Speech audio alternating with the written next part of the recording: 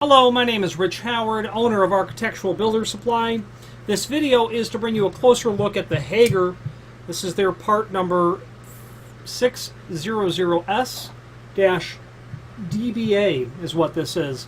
This is an interlocking threshold. This is the threshold, this is the hook strip.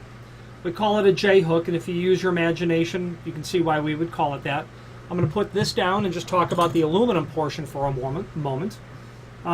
This can be used as an interlock, or it can also be used as just as a transition. You might have some sort of tile condition underneath here that makes a nice conversion with this, but it is inherently an interlock, and you'll get that hook strip with it every time you order it. The 600S is representative of both this item's profile and its dimensional properties. There is an image down below this video that shows that this is 1.5 inches wide with a height of 5/16 of an inch. Okay.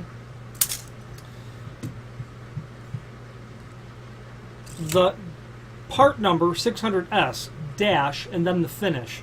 DBA for dark bronze anodized. That's what that looks like. And this piece is not so terrible from Hager. I have a chronic problem with the factory sending out dark bronze that's too scratched.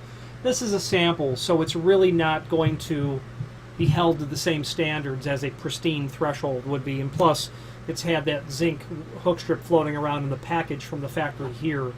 The other finishes are MIL for mill. Mill is just mill aluminum, and then GLD for gold. There is a link below this video to a document called Product Catalog that will allow you to review the 600S against several other types of thresholds, specifically interlock thresholds. And where are you going to use the 600S? Well, somewhere where you probably don't want to see it because it's so small. It could quite elegantly fit underneath a door without too much notice being taken at all. You might use it on a attached garage in a home where you want a positive mechanical seal at the bottom, don't have hardly any room for any of that to happen in terms of depth or sill condition, and might want something quite small so you're not increasing the height of what you're stepping over to get into the house. You could also use this in a commercial application between an office and a shop where you need to put a threshold there to just simply retard the transmission of sound and dust coming through. Like if the front door of the building and the back door of the building are open, now you've got air moving through the building and particulate being carried, so you don't probably want to contend with that more than you need to. And in a similar circumstance, you don't want a trip hazard and you don't want to see it because you've got just a flat floor, but you want to close that off. And an interlock would be very good for capturing the transmission of that material. But it's best used, or its most, its greatest advantages are taken advantage of when you have it on an exterior opening. And interlocking thresholds are very common and old technology. They are, an oldie but a goodie. They are incredibly effective. They are predictable, reliable, long-term, long-lasting, effective means by stopping the transmission, moisture, air, things of that nature. Why? Well, just let's study that tight mechanical fit. I mean, I sell this to people. This might seem odd here in Chicago. It did certainly seem odd to me the first time I heard it 25 years ago, but someone from Arizona calls up and says, man, I got to keep the scorpions out of my house. And I think it's a joke the first time I hear it. Turns out it's not a joke, and they'll get under that space, but they won't get through that, is the bottom line. So a real deal. You may not need it for moisture. You may not need it for dust or debris, but you need it to keep critters out. And this would be an effective way to do it. Regardless of why you're using it, the reason you're using it is because of that incredibly positive mechanical seal. Now, admittedly, they're not going to be great at R value. It's metal on metal. It's going to transfer. But those are its disadvantages, a disadvantage against its advantages. Okay, now moving forward.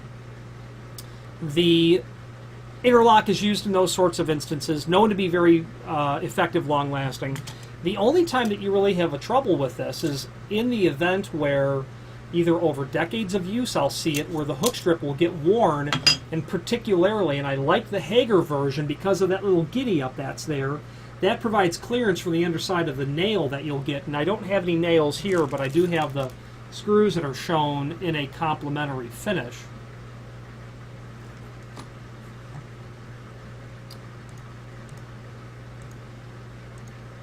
That you can review here. The nails will be a very, very thin head, short, maybe 7/8 of an inch length nail. That the idea is that you want that head to be flush with that area because you don't have a lot of room in a best case scenario. Okay, it's got to fit in there. You want to install this nice and tight because you want to take advantage of that. The only time you'll have a problem with it is what I was driving at is threshold's been installed so long, or you've moved into a home and you didn't realize how the bottom was being sealed, and you take that door off to move the couch in or to paint, then you set it down on the ground and you bend the hook strip, and people will call me and they'll say, I give up, I give up, I give up. I've been trying to get this straight for an hour. Send me a new one. New hook strips are so brutally inexpensive, tragically cheap. Don't mess with them. Just this might be, I was expecting that to be steel. That's a 701S hook strip. Let's see if I can determine the base material of that item.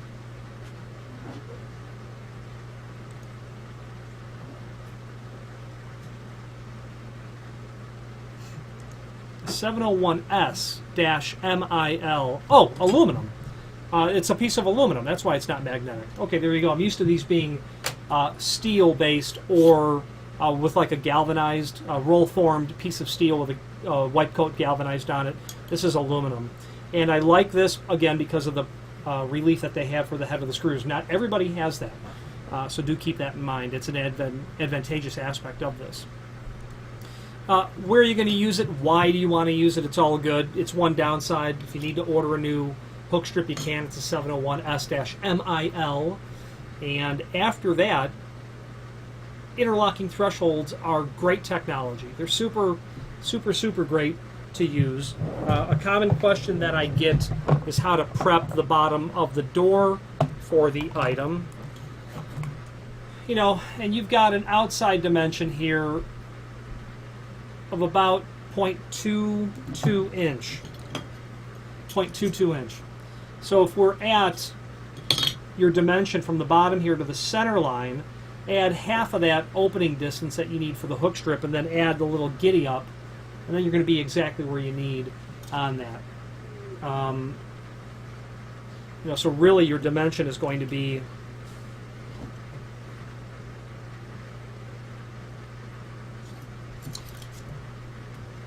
we could just measure it.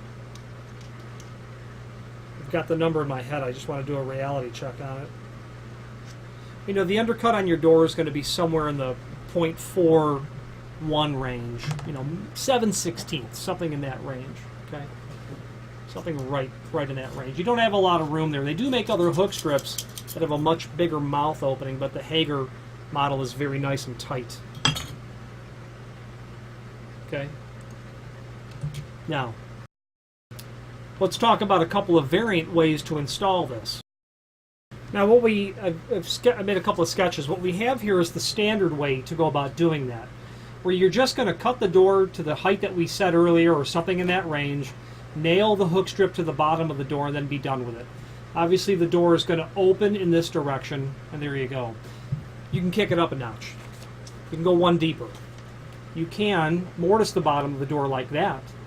And give yourself, what are you going to give yourself? Well, you're going to give yourself the ability, if you have a long view to the face of that door, the pull side of the door, when you rabbet out or mortise the bottom of the door, when you rabbet the bottom of the door like that, you're really bringing down the ability to detect that threshold at all. And quite frankly, people that are in the business of installing specifically interlocking thresholds or interlocking weather stripping, they're pretty much always going to mortise it like that because it's the more elegant approach. It's the more professional approach. It's the more effective approach.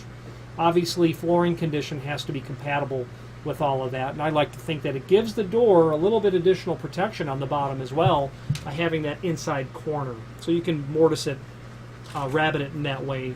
High-end homes are going to have interlocking mortised or rabbeted bottom doors, maybe not made of aluminum, but maybe made of solid architectural bronze, but nonetheless. So a lot of different ways to go about how to accomplish what you're working on. Finally, there is a link below this video to the manufacturer's page where you can pull up not only all of the Hager products that we sell, but also a link to the manufacturer's website, as well as a link to the full product catalog. If you have any questions on the Hager, this is their part number 600S-DBA, dark bronze anodized aluminum interlocking threshold, or any other Hager product, please feel free to reach out to us. And thank you very much.